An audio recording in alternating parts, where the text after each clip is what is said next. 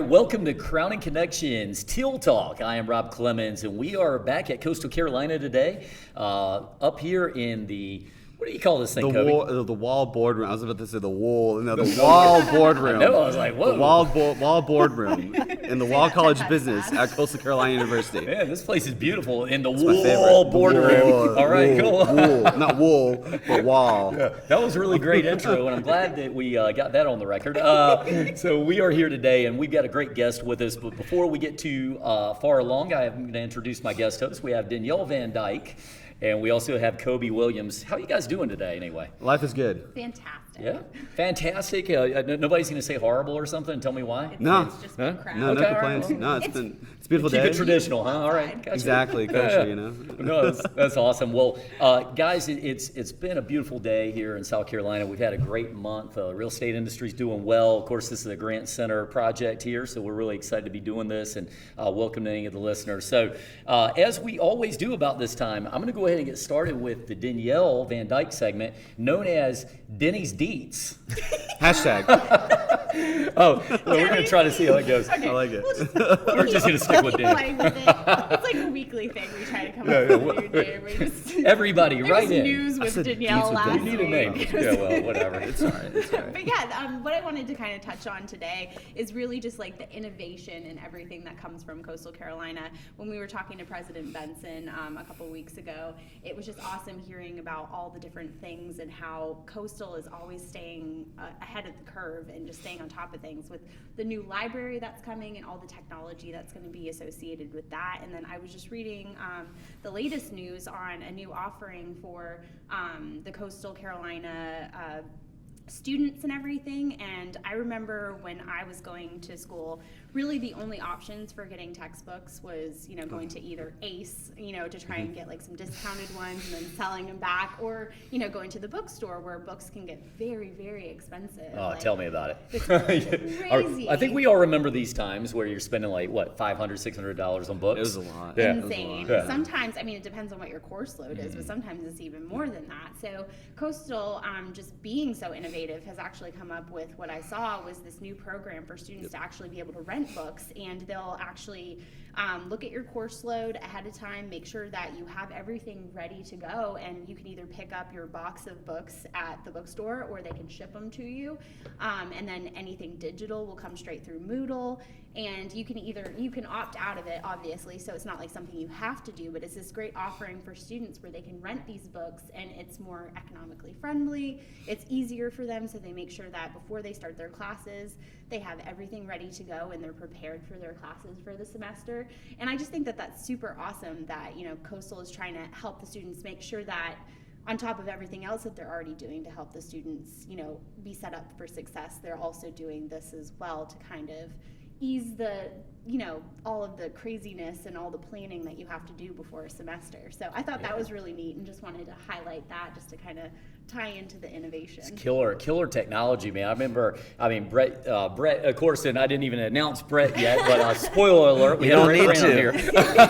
I already know. It's like everybody knows. They already know. I know. Famous rapper. We're going to get back to this type law firm, but Every time I hear about like new stuff, I've been on campus quite a bit. All the changes. I graduated in 2010 from here, but every time I'm always jealous. Like, what? You can rent books? I was a biology major, so I had like labs and stuff. So all my books were always pretty heavy duty. And so now I imagine a time where it's just going to be on your phone at some point in time. You're talking like reading it on totally. your phone and stuff. Yeah, Well, it'll be there at some point. Well, we talked about this a little bit before the show today, and this has always been a problem, by the way. You go in, you buy these books, and then my old favorite was where they'd say, the professor changed the book this year, so the used books aren't available. You got to buy the new one, which are, God knows how much money. Every 2 years. Every 2 years, I'm like, man, this is a racket. But I was asking Danielle on the way down, I was like, are people even still using books? So is it kind of like a mixture right now? Is it like 50% books, 50% textbooks? You guys know the? It seems a good mix because it said in the news article too that all the digital books and digital content that they need will be directly through Moodle. So I think it's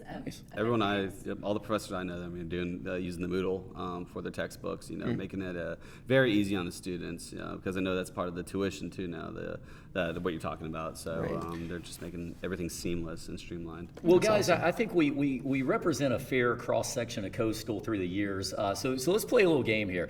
How much were your books when you went to Coastal? I'm going to say yearly. I remember mine being about $600. How did you guys do?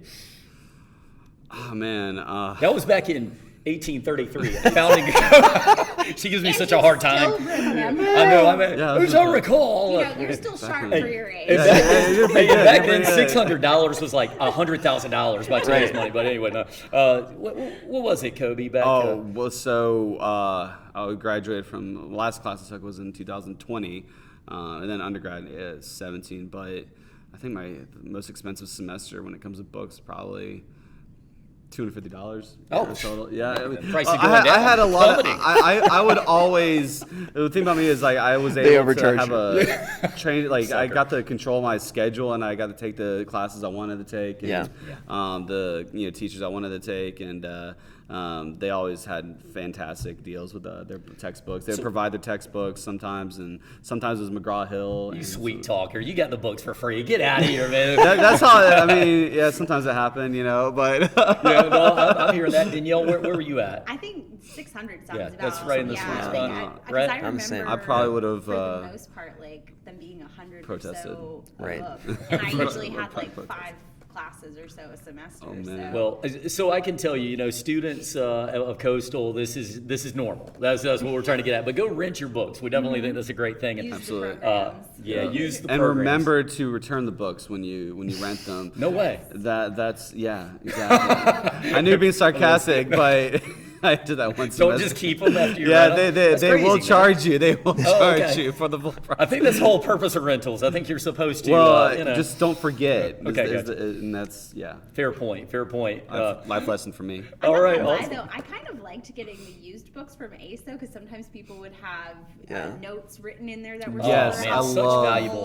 those kinda cool. I mean, used to you love getting you those. assume that's good, Highlighted. but then it Yeah, could have been it's like the cool. student with like a 1.0 GPA, and then you're like, this was. I used to write notes in it just to be funny. Oh, you were that guy. Okay. I imagine the time that someone was reading my book and they'd be like, "Oh, this is really important." Yeah. Wait a minute, this is about pizza. Turns out the first president wasn't, like Michael Jordan. Rob Clemens. right. Exactly. Well done, by the way. I don't That was think I good, got that any was of your books. Yeah, we're still looking for those. I hope not. Those are priceless heirlooms. All right, so enough of this nonsense. And for more nonsense, Kobe. It's happenings with Kobe. No, I'm just kidding. All right, Kobe. what's Hashtag happenings with Kobe at least. You can say that, but hashtag. He started it, not me. yes, I did. Yeah. That's on me. Absolutely. Cool. Well, happenings with Kobe. I love Coastal Carolina. There's some great stuff. But the topic this week is baseball. You were just talking about baseball earlier, and we just had the MLB draft, and we had, I think, like 5 Sean Clears get drafted. So Eric good. Brown Jr., first round by the Brewers. I mean, I love bratwurst, man, and I got to go up to Wisconsin and get me some, go see yeah. a Brewers game, go down that slide out in the outfield at Miller Park. Absolutely. It'd be a good old time. And, he was the highest, fun fact I wanted to put out there is that he was the highest drafted Chanticleer in the history. I think the previous person with that record or that honor was his name was Kurt Manwaring. Manwaring. Yep. Yes, I got that mixed Shout up. out to Kurt, by the he way, got if you ever wanna drafted. come on. Yeah, 30th round. 30th overall, and by the Giants, and that was by 1980. What was it? What did I say? 86. Yeah, 86. And so it's pretty cool. I mean, it's we've had a great baseball team for like years, and it's just awesome to see these Chanticleers get drafted. I mean, you're first couple talking, rounds, and we're talking late first round. He got drafted. Yeah. So I mean, Oh, this yeah, is first round. amazing. Yeah. I mean, big career ahead for the kid. And 100%. And as we talked about on previous show, I started off at University of Wisconsin Milwaukee. Yeah. It's a beautiful stadium out there. I mean, he's gonna have a blast, and I think do great things in the major leagues. Absolutely, 100%. Yeah, super cool. And by the way, Kurt Manwaring, we were talking about this beforehand. I actually have a Kurt Manwaring baseball card at my house. I might bring that in next time. Yeah, that'd be really cool, actually. Yeah, and if he's out there and he's actually listening to the show, I'd love to have him come on the show sometime. We'd love to have you. This is a formal invitation. Formal invitation for Kurt. We know he's listening. Make sure you tag him on social media like Kurt. Absolutely. Tag him, hashtag, get the awareness out there. Yeah. Well, that's awesome, Kobe. Yeah, Appreciate absolutely. that. And very good stuff. And then I found out Kobe's a big baseball fan today. He told me a lot about it. So we'll have to circle back around on that one. 100%. But yeah, we're awesome right now in all of our sports. And baseball was the highlight this week. We got football coming up, so I'm excited to talk about that. But yeah, it's gonna be great. But yeah. Now I'm gonna jump on over to Brett real quick before we introduce you officially. Do you go to the Coastal football games? Have you had a chance to get out yet? I don't think I've been to a better sporting event than when BYU came to town. Oh, that was Am I allowed to awesome. bring that up? You can bring The that memory one up. actually the memory pops up every now and then. The same thing happened for the anniversary of when the baseball team won the national Yeah, championship. 2006. Yep. Just came up not too long ago, and I love it when it comes up in my feed on social media as memories. Same, oh yeah, my gosh, so it's good. just I like remember reliving that. it. But that was a great sporting event when CCU won against BYU. That was huge. During the coronavirus pandemic, that was I do, but I come to as much coastal stuff as I can. I love going to baseball. Baseball's I've got 5 kids. I don't even. Oh, yeah, I know we it's know crazy. about that, yeah. But baseball's perfect for my kids because I can just let them run around, and I don't know where they're at. Right. I feel pretty safe about it. Haven't lost one yet. They still have the You know? nets and stuff, right? Exactly. I mean, it's all good. Exactly. We're gonna go. They have those like sweet little family areas out there. The park is so beautiful. It is Man, amazing. I can't think of a better one. You got half a baseball team, right in your kids alone, man. Right. You know, I'm that's- trying to create a feeder system for coastal. right, Talking exactly. about 10 years from now. That's pretty cool. And I love the way you set it up. Have you ever gone to a football game? I have never gone to Yeah, a better game than a Coastal Carolina game. I know, like Wow. people are like look at my facial expressions. I'm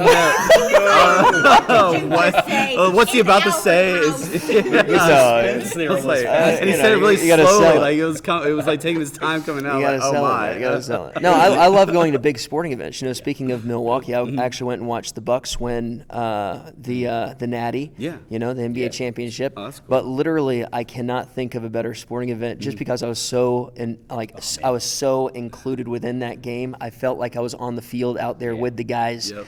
But I was just so happy for that day because Coastal deserves it. I mean, all the effort that's been put in, all the growth, like you were mentioning with President Benson here, trying to make some great things happen. It's fun just as a local. I'm a local person. Like I've lived here my whole life, so of course I'm Teal through and through, man. I bleed it. So happy to see all the groups doing well. So cool that you said that. Yeah. Shout out to Gary Gilmore. I mean, Yeah. 85 Chanticleers have been drafted under his leadership. 85. I mean, that's it's look, 1996, I believe, was his first season. And you know I'm how like, cool that is? Because if you're a baseball player in America, amateur right now, you're in high school, and you're thinking, where am I going to go? I mean, Coastal's on the radar. 100%. I mean, there was it's a always time, been on the radar too. It's Yeah. just now it's getting attention. I love it. Yeah, you think about there was a time where the school was just a little tiny school, a little offshoot of University of South Carolina, and now to see where we're at. So yes, definitely kudos to the coaches there. All of our coaches have really done such a great job. 100%.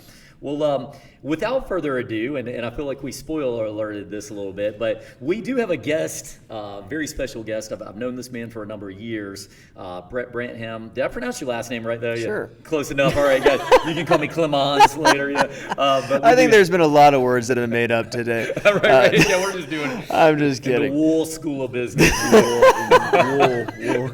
So, Brett, You did good. Brett is the owner of Tide Law Firm, the Right. founder and owner. Yeah. 3 locations now. Brett, I've known you for a number of years. Great guy, great person, and I love that you're local and a coastal grad. Tell us a little bit about yourself for the people who might not know you. Well, I'm local and I'm a coastal grad. Love it. Short and sweet. No, I actually play. I grew up here. I was born in Grand Strand Hospital, but I just love the area. I love the beach. I'm a beach guy. Love the sand, and that's one of the main attractions about being at Coastal. Yeah.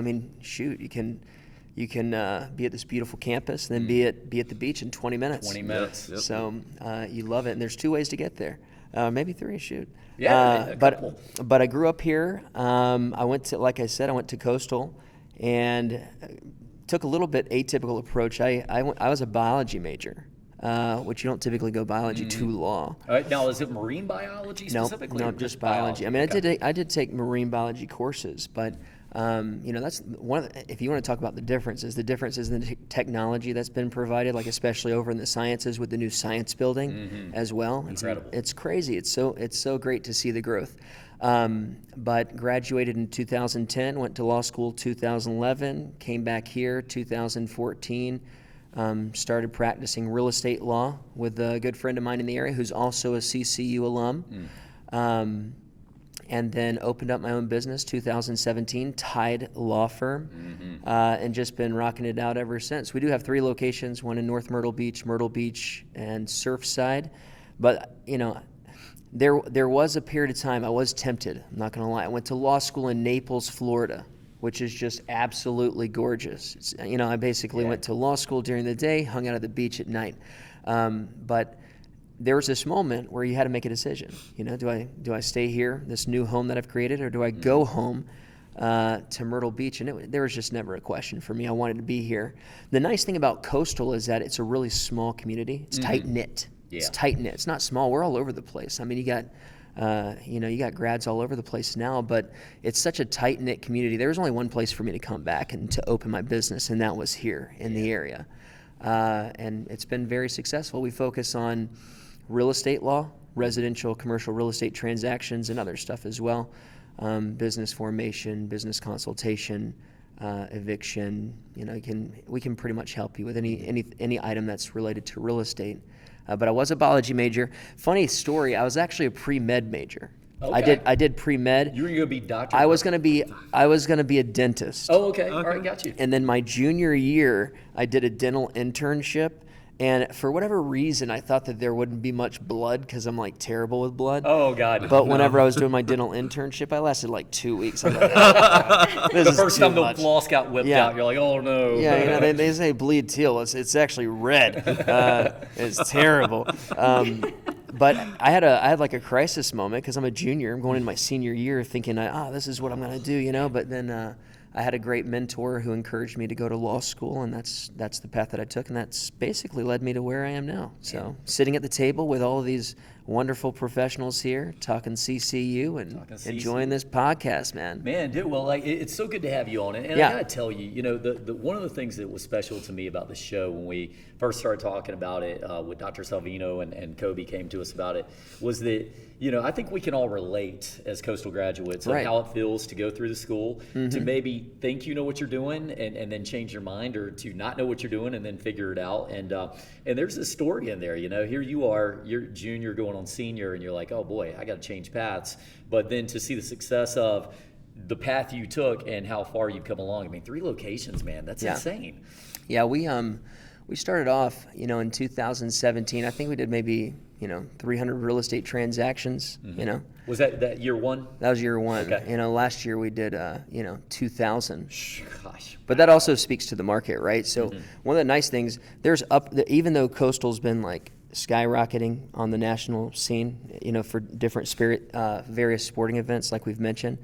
But Coastal's a great school. I think more and more people are finding out about how great Conway is, and that the area is just blowing up. The 2 fastest growing counties in the country are Horry County and Brunswick. No way. Wow. Yeah, I did not know about Brunswick. Just north of the border. So, I mean, people are wanting to be here, and all that's going to do, it's interesting. I'm sure you've seen this, but baseball games are like a perfect example of when people come in from the community because it's a great sport to watch. Absolutely. And people love just coming, like these retirees who are coming down here. They're getting more involved and coming to games. So there's definitely an upward trajectory. But yeah, I mean, it's been really good. Real estate was a staple in the area during the pandemic. Yeah. Where we've been known as a tourist town. I think that's somewhat shifting to almost like a tourist/retirement community. Correct. Because of everybody moving down for, tax purposes or whatever it is, living at the beach, wanting to retire somewhere beautiful. It's not Florida. You always see these crazy stories from Florida. I don't know if you guys see this. Anytime that there's a crazy story that happens, anytime a crazy story happens, I'm like 90% that's from Florida. I can say that because I went to law school there. I lived there for 3 years. Yeah, of course. But you're not in Florida. You're in South Carolina. Yeah. You're still in the home, in the South. And, it's great because during the pandemic, a lot of these industries, they were shut down through different various governmental regulations. So our town, it was very tough for our area, Grand Strand area, but real estate really pulled us through. Yeah. Because real estate was booming.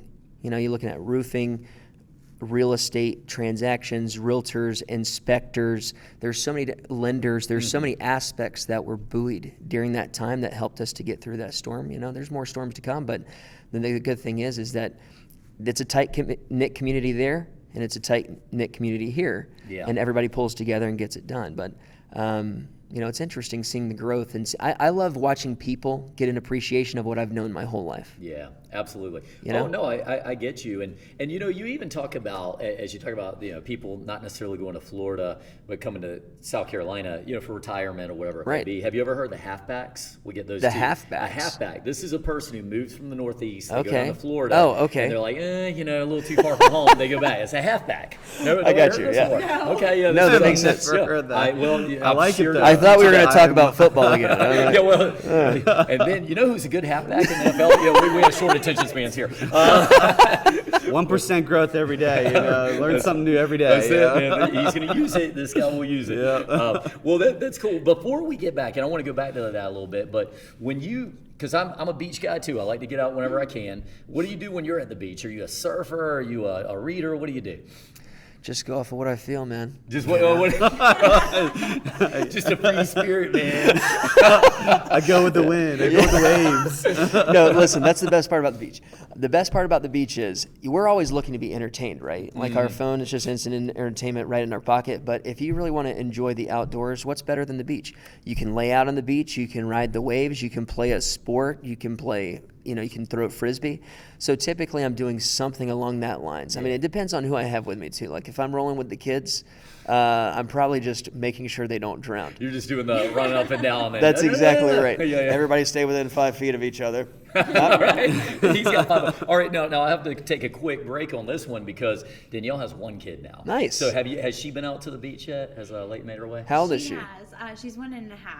Oh, So okay. it's like that interesting Yeah. age No, where like- she's still figuring out what she likes and doesn't Yeah. like, but she's definitely a beach baby. Oh, Southern she's gonna beach be- baby. She's been time. eating the sand.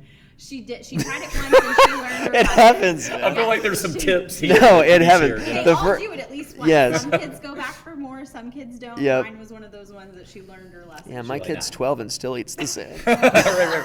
And good protein. strong Lake Bull. Sometimes you just need a little salt. No, I'm just kidding. No, but there's seriously nothing better than a beach day. You know, you go out for a couple hours, you get the sun. I mean, it's terrible right now because the humidity is like 100%. But you go out there for a little bit, you get to go in the water for a little bit, have time, have fun with the family, and it's totally free. All you got to do is get down to the beach. You got to fight for a parking spot, but you know, other than that, You it's a just gotta great know the time. secret beach Exactly. The secret That's beach true. spots. You gotta I know think the that's the spots. next frontier for Myrtle Beach is to figure out how to get more beach accesses Right. for everybody. You know, that's something Oh, we it's talk definitely about. needed. It's the Absolutely. go-to spot. You know it. Well, that's really cool. One of the things that I wanted to get back to with your professional career, you know, I think for those who are listening, you know, some people got into business and you have this tremendous success in year 1, 300 closings. That's pretty impressive. And then you start getting busier and busier. Was there ever a part of you where you're like, I got enough, I'm just going to stick with this? Or, I mean, did you have to make a tough decision to branch like you did? Or was it just like, no, I'm going to keep franchising? I expanding? still struggle with this, and I think every business person does struggle with this. Is where do you draw the line between being satisfied and continuing moving forward? Because from a business perspective, like if you look at, you know, I always try to relate back to 2017 when I was just starting. You're hungry. You're hungry to get more. Well, when do you turn that off? When do you say, I've got enough? And I think it's a constant battle for every entrepreneur or business person, balance in life, right? Because really, the thing about a business, you know, Tide Law Firm, it's an LLC, it's an entity, it's really a person in the eyes of the law. But it's always with me. Like I am, it's funny because sometimes people call me up at the law firm and they're like, hey, can I speak to Mr. Tide? And I'm like, We know you we're know, I'm tight like, well, friends, yeah. because a lot of law firms are named after the individual who's the attorney or some past attorneys, you know, yada, yada. But, you know, the hard thing is where to draw that line. Because we could work our whole lives. You could work an entire day and not even think about it. That's the nature of our environment. It's something that we have to deal with as people. Your phone is always on. Nobody looks to, very rarely do people turn their phone off. So from a business perspective, you're always on call. So you could, you have to draw those boundaries to some degree to where you say, okay, this is my time. Because there's other more important things than just business, right? Like we've been talking about family, which is the most important thing to me. I treat business like family, and that's the way that I'm able to relate to it. The industry that I chose, the legal profession, law, I can look at it that way. I'm helping someone with a legal matter. I'm helping my kids grow up to be functional members of society, help them be as successful as possible. I'm helping my wife. We're a partnership. I'm helping her. So that's the way I look at the law. I'm helping someone in their moment of need for this particular matter. And in that way, it gives me purpose. It's not necessarily about money. It's not about numbers. It's about individuals. And that's how it gives me more centered focus of thought. It helps me out a little bit more. But it's a constant struggle, where to draw the line. But for me, my whole goal was, whenever I started, I wanted to provide a law firm that serviced the entire Grand Strand.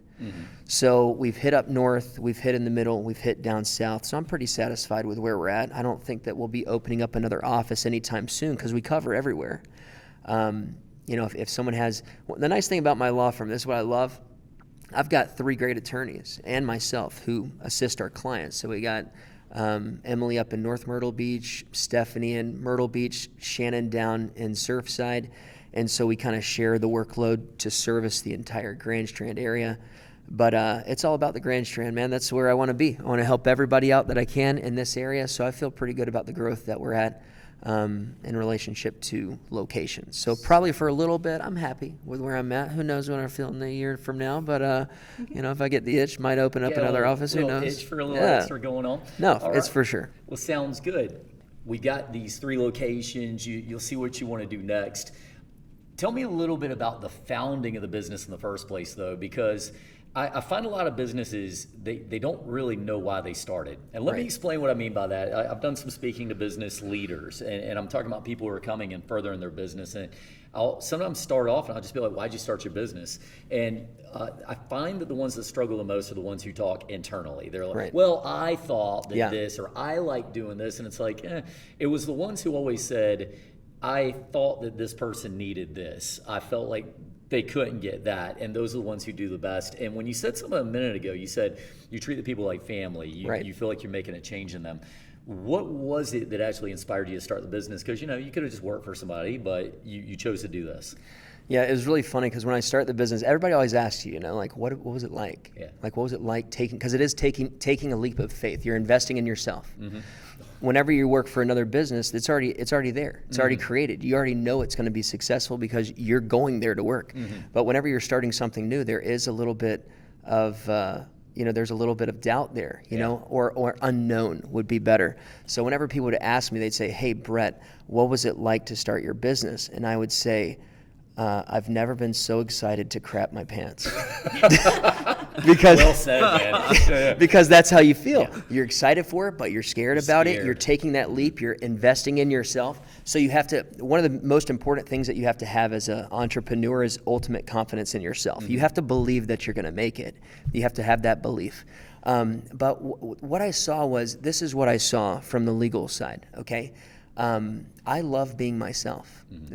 Whenever you deal with real estate's a little bit different because you can build relationships with people. A lot of times whenever you think about the legal profession, you think about people coming to a lawyer to solve a major problem. It's typically negative. Criminal law, civil litigation, you get a lawsuit, so it's typically negative. But what I like about real estate is that almost everybody's happy to see their lawyer because you're getting there to the closing table.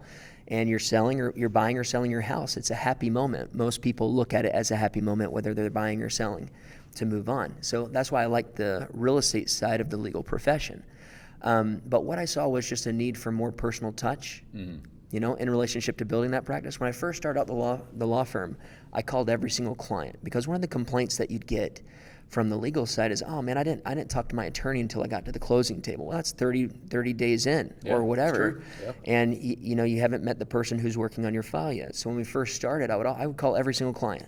Hey, just to let you know, this is Brett. I'm your lawyer over at Tide Law Firm. If you need anything, give me a buzz. So having that personal touch is really big for me. That's also why I look at it from the perspective of now I'm in a position where I can kind of provide a little bit more personal touch to real estate agents, lenders, clients, whoever, because I'm free to do that. I've got professionals who are assisting me with other day-to-day operations. You know, those individuals that I mentioned, Shannon, Emily, and Stephanie.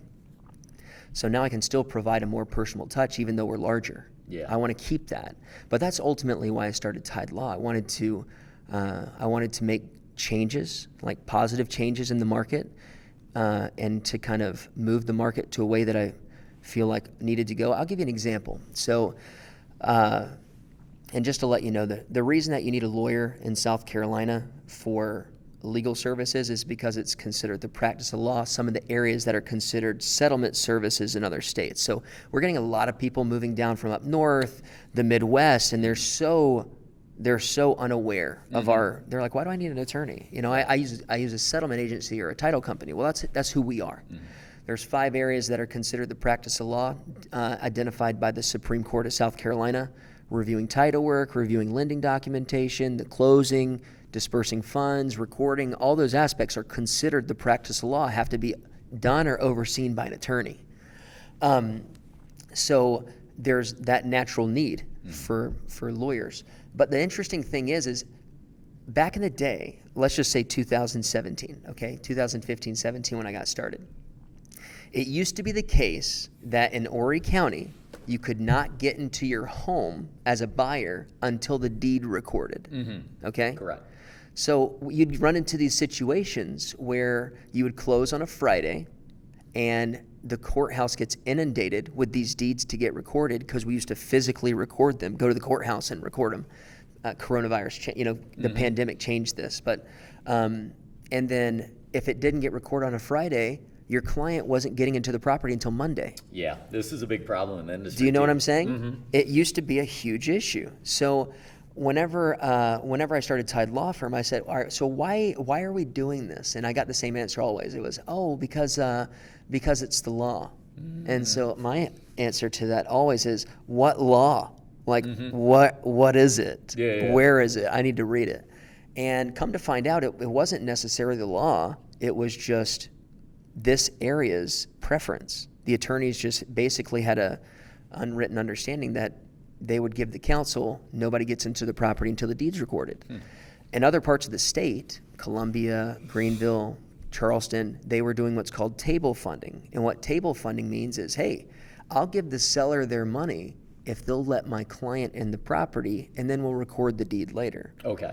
So, I mean, if you get $300,000 for your property, I mean, it's pretty much, Yeah. From a buyer's side, you're like, why am I not in there? From a Absolutely. seller's side, you're like, I don't care. I got my money. So we really did, when we first opened, we made a really big push for table funding. And so we started marketing it and saying, hey, come over here, we'll table fund. So your client will give the seller their money at closing and your buyer can get into the property. And I feel like marketing it made a big change because now the industry shifted. And we started doing this before coronavirus, but then coronavirus actually amplified it because people couldn't get to the courthouse because of closures. Yeah, And people started electronically recording, so that helped amplify the change. But that was also one of the reasons why I started Tide Law Firm, was to change things that I saw needed to be changed for the benefit of the client. Wow. If you look at most businesses, like really successful businesses, they solve a problem. And that's why people decide. They solve a problem where they provide a product that is needed for individuals. And that's how you become successful. You provide a superior service. And so that's really what we're looking for. A lot of people don't know this, but TIDE is actually an acronym. It relates to the beach, but it's also an acronym, and it stands for the things that I want the business to be known for, which is trust, T, trust. I is for innovation, to make positive change for the client. Dedication, we're solely dedicated to real estate. And then experience, gaining that experience and passing it to the client. And also the experience of the client. I want them to have a smooth real estate transaction. That's the ultimate goal. I just want you to ride with the tide. Yeah, You know what I'm saying? I like that. I haven't been working on that at all. But that's ultimately in relationship to why did I start Tide. There's a lot of personal reasons. I wanted control over the product that we were providing. but it was mostly to provide the services that I felt like the client were deserving of. Man, it's so cool. And I love that you went to the time to explain what differentiated you. And I think these are some things you saw something that needed to be fixed, and then you went in and found a solution there. Too many people see that barrier and they stop. You know, totally. You actually saw the barrier, you said, let's get over it and get to that next level. Now, talking about the TIDE and the acronym that you just used, I love that. What I think of when I hear these types of things, I think about company culture, right? You know, and you're ultimately saying, look, if you're going to be at this company, this is what you have to be. And at Monarch, we have 1, 2 is the crown, is what we call it. But so when you're hiring people, how much are you taking the company culture into account, or are you just saying this is a really good attorney, so I'm just going to bring him in, or is that culture just key? The culture is what you create, and then you have to protect it. Whenever you grow, it's all about protecting the culture. So whenever I first started, the culture was, which is funny because you're probably gonna talk about that in a little bit, but I wanted to be myself, right? Yeah.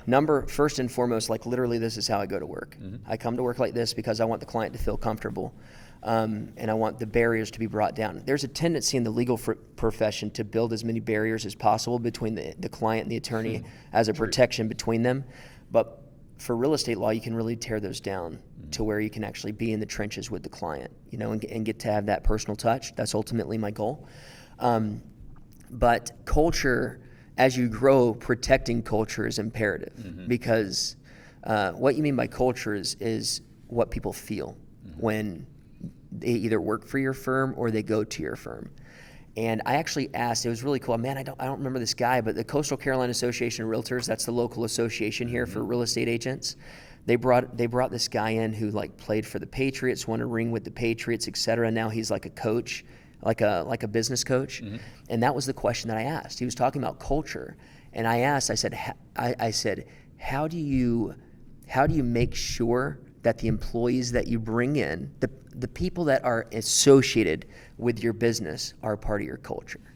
And he said, you can't make someone become a part of your culture. You just have to hire good.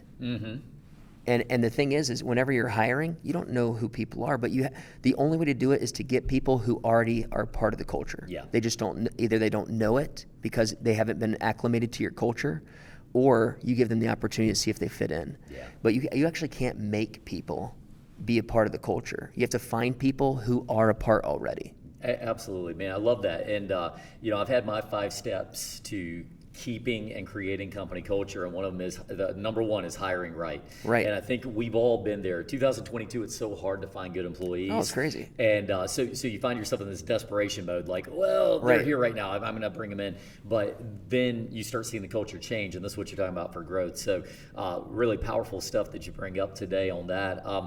I want to talk about CCAR for a minute. Yeah. CCAR. So we had Laura Crowther on here a little bit ago, and she gave us some great information. But you and I first met at CCAR years ago.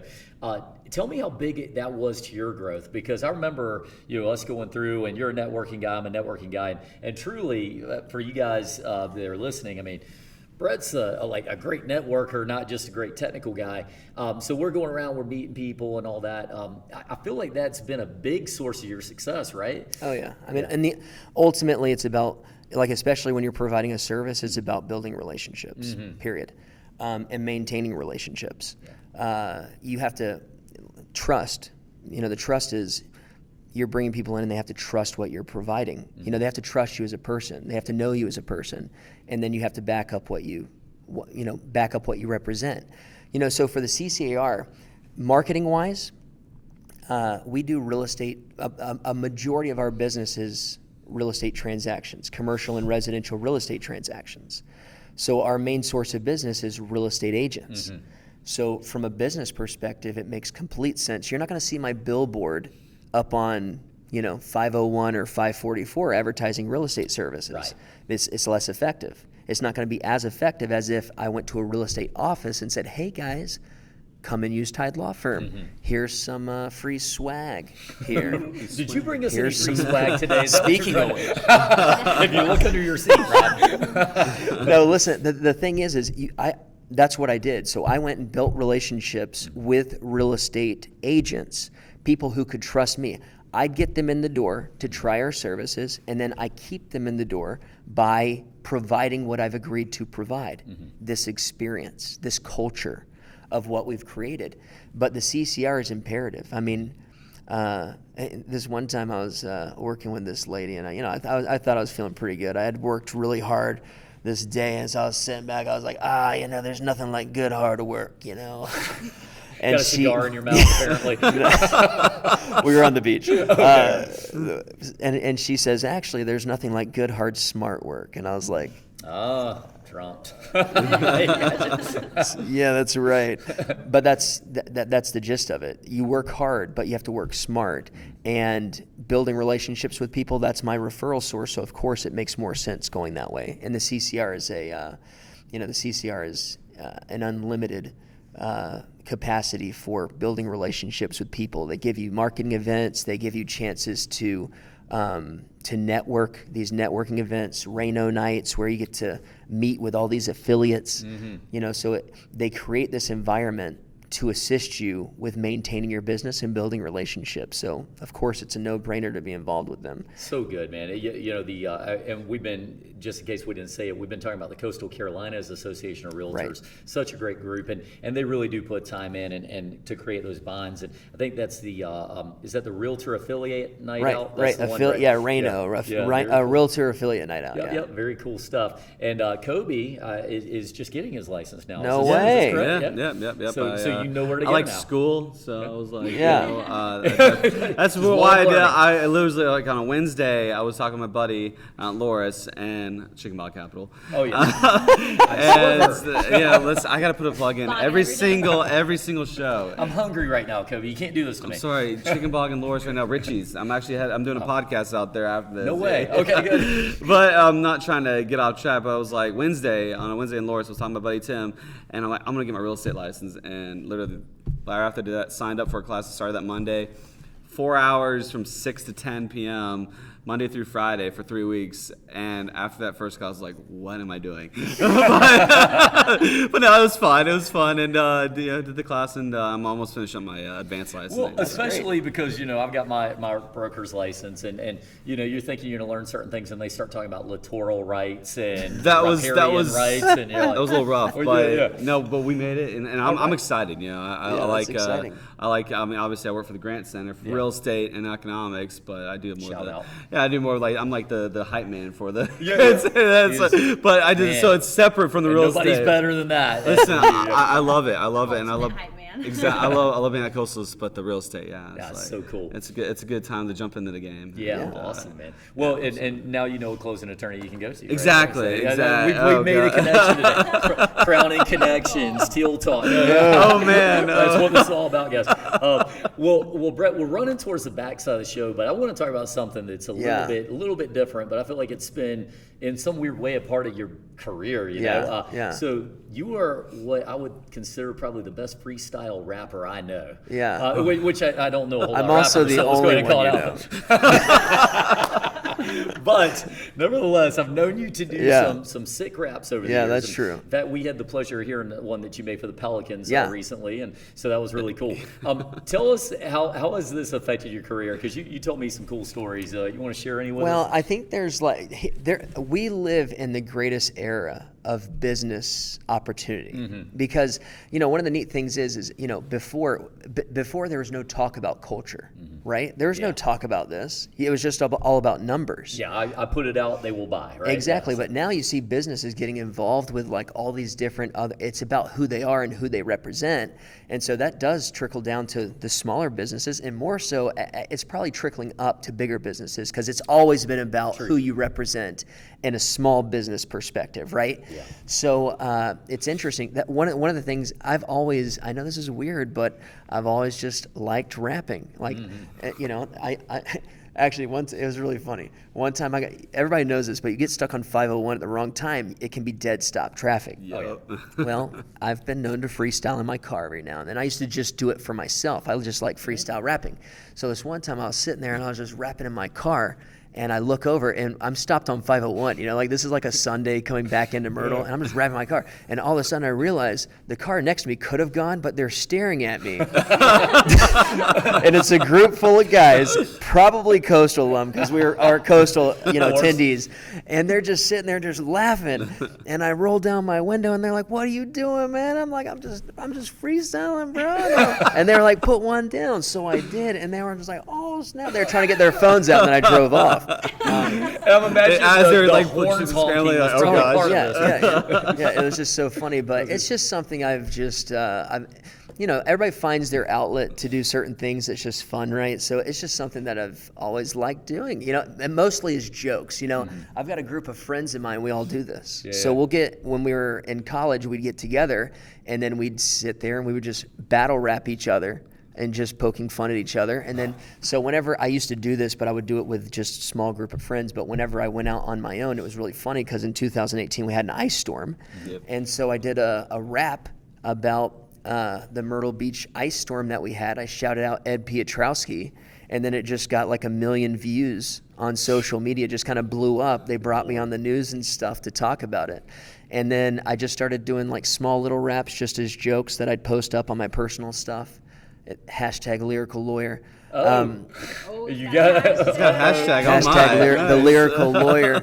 Everybody's got their own hashtags Lyrical apparently. lawyer. I like the it. lyrical lawyer. So, people just, I mostly do it just for close friends, maybe people who follow me on social media. It's not like a big thing, but they like it. It's funny because sometimes I'll get clients and they'll be like, "Yeah, I was Googling you online and saw these raps, and I thought you were gonna do one at the closing table." I was. Yeah. Comes with your service. Yeah. There's an extra charge for that.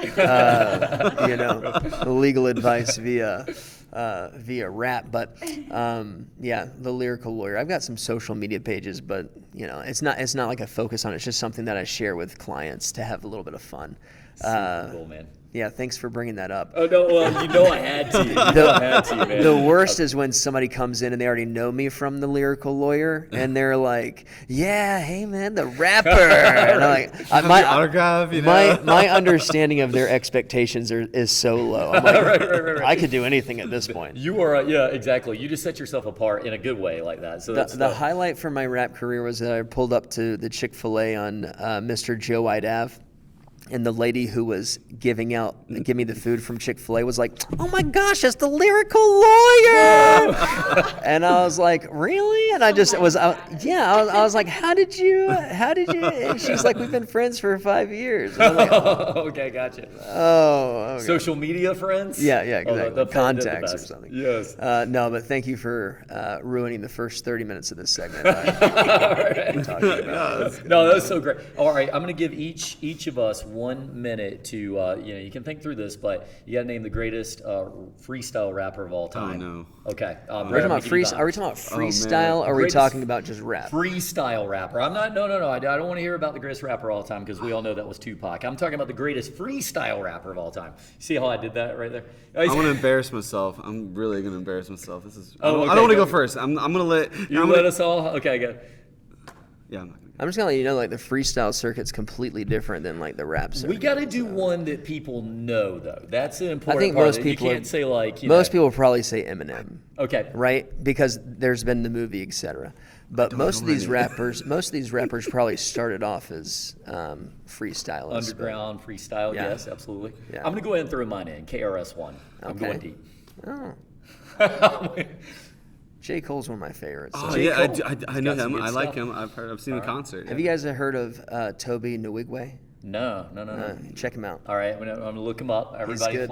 put it on the screen for us. He's on so we know. Beyonce's playlist. Danielle, I have a feeling on Beyonce's playlist. Oof, okay, gotcha. Danielle, top Beyonce's playlist. What we got? I don't even know who would be considered like a freestyle. Who's your rapper favorite rapper? specifically. Period. Yeah, just Do you have one? I will accept favorite rapper. We'll get.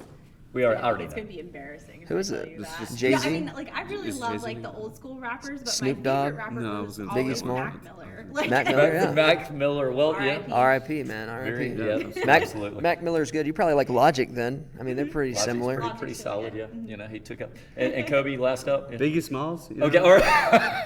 When in doubt, go for Nobody the said notorious anything B.I.G. about Snoop Dogg yet. Well, It It was It was needs a to be tourist. said It was a Snoop very good. It was a Dogg. thoughtful answer. It was a thoughtful I heard answer. your brain. And by the way, I just went way off the tracks for but great. I appreciate that. We should Brett, get people to comment who their favorite rapper. Yes, yeah, exactly. Interactive. Please. It's very interactive. Yeah, I love it. Let us know Probably who get your some favorite good, rapper is, It's and then important. drop a hashtag happenings with Kobe. Yeah. Denny's Deeds. Denny's Deeds. Denny's and, Deeds. the Deeds with lyrical Denny. lawyer, and we'll all be in. Now I need a hashtag. All right, so next up, hey, no, Brett, Robert's Rambling. Rules of Order. king of that, I'm the king of that. Ramblin' Rob. It's just whatever. comes to my mind. Ramblin' Rob. I love it. He's got something. Don't love it too much, man. You know. I'm going to bring that up next show. I actually do have quite a bit of. Well, Brett, You need to come with a prospecting outfit. I know. Oh, Ramblin' Rob. Got my big beard and my. Brett, you've been awesome today, dude. How do people find you? What's the easiest way to get to you? Easiest way is just to give us a buzz, 843-492-0101 for Tide Law Firm. You can contact us, and then just check us out on social media. We're on all the large social media sites, and if you wanna look for some videos, don't Google lyrical lawyer. Don't do it. Don't Don't go to wink. YouTube. Like, don't wink. Let's see the 3 that I've made. right. That's great. I love the pauses, man. You are the best at the pauses that I've seen yet. Yeah. Brett, it's been awesome having Thank you on you, the man. show, man. A lot That's of been great fun. insight. And well done. We'll have to have you on again for Thank sure. And for Kobe and Danielle, great job as always, guys. Appreciate it. Thank you. And this is Rob Clemens. We're signing off with Crown and Connections Teal Talk. We'll see you guys next time.